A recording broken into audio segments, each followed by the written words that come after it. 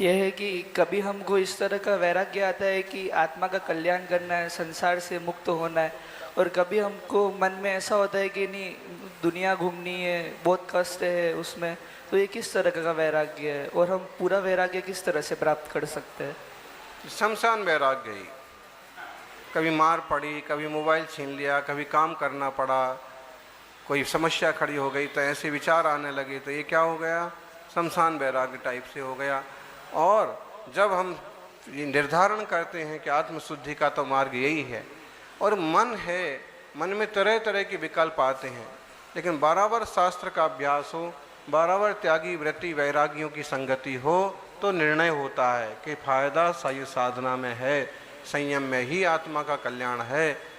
तो फिर वो दृढ़ता बनती है, और सच्ची दृढ़ता बनती है, फिर वैराग्य होता है, फिर संयम होता है। वैराग्य ना हो संसार शरीर भोगों से तो भी ऐसे ही जीवन चलता है, विकल्प वाला जीवन चलता है, उठापटक वाला जीवन चलता है। इसलिए संसार शरीर और भोगों से जिनको वैराग्य है वो परम वंदनीय हैं।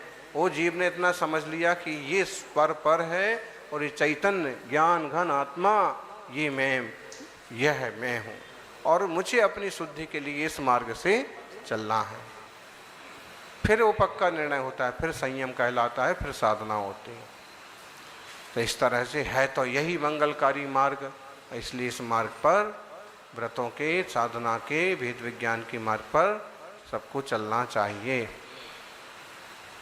नमस्ते।